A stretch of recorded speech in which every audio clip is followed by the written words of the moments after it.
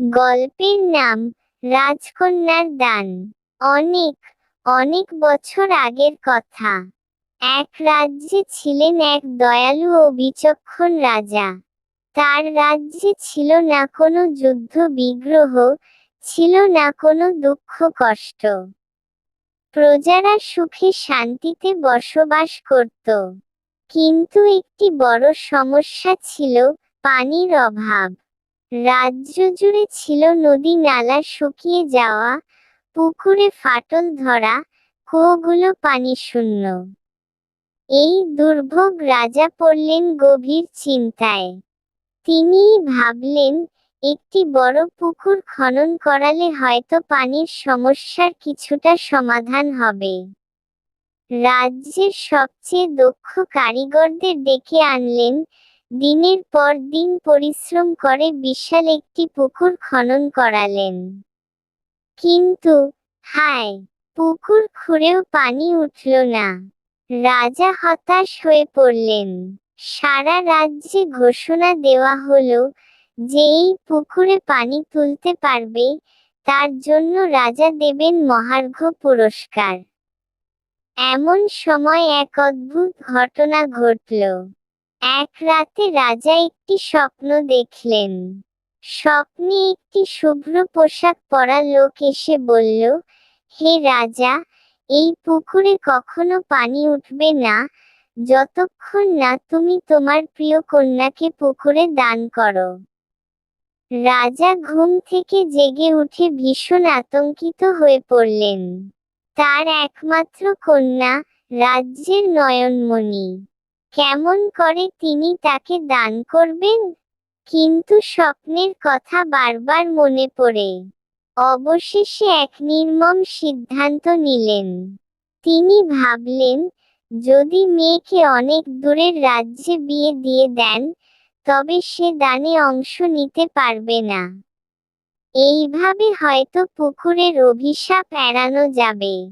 দিন তারিখ বাছাই করে অল্প সময়ের মধ্যে রাজকন্যার বিয়ে ঠিক করা হলো এক দূর রাজ্যের রাজপুত্রের সঙ্গে। রাজকন্যা কিছুই বুঝে উঠতে পারল না। সে বাবাকে অনেক ভালোবাসতো, তাই কিছু না জেনেই বিদায় নিল। বছর কেটে গেল।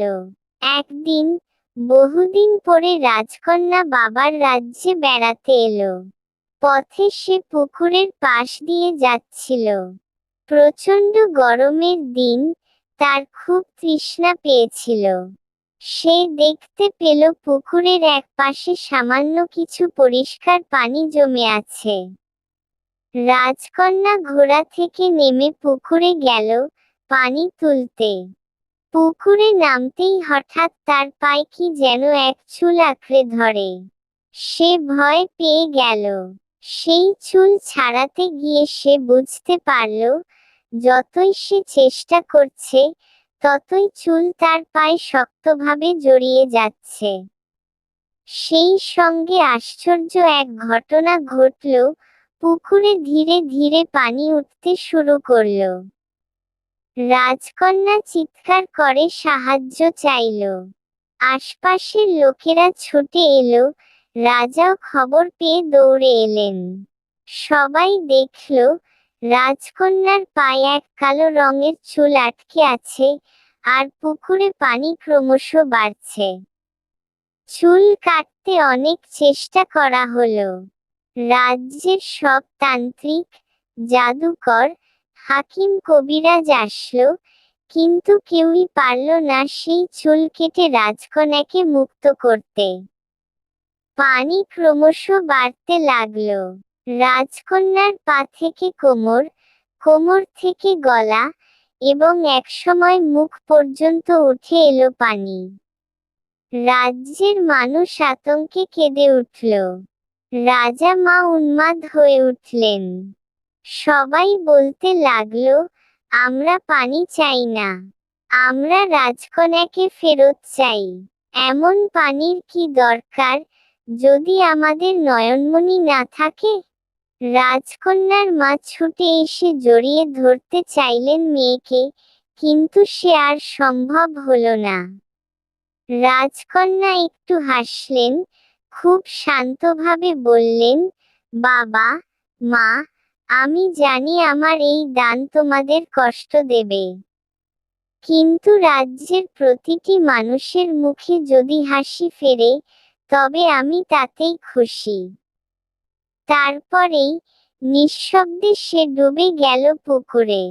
চোখের জলে ভেসে গেল রাজপ্রাসাদ, কাঁদতে লাগলো প্রজারা। সেই মুহূর্তে পুরো পুকুর ভরে গেল পানিতে।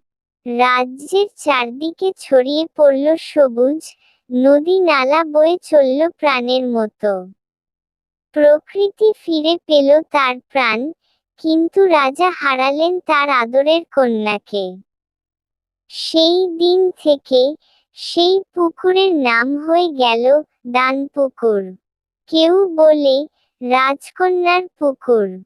সময় গড়িয়েছে, প্রজন্ম বদলেছে, কিন্তু আজও সেই পুকুরের পাশে দাঁড়িয়ে মানুষ কাঁদে রাজকন্যার সেই অদ্ভুত, আত্মত্যাগময় ভালোবাসা মনে করে।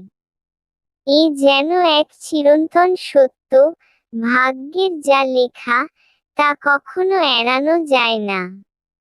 কেউ যদি ভালোবাসায় জীবন দেয়, সে অদৃশ্য হলেও থেকে যায় সবার অন্তরে। শেষ।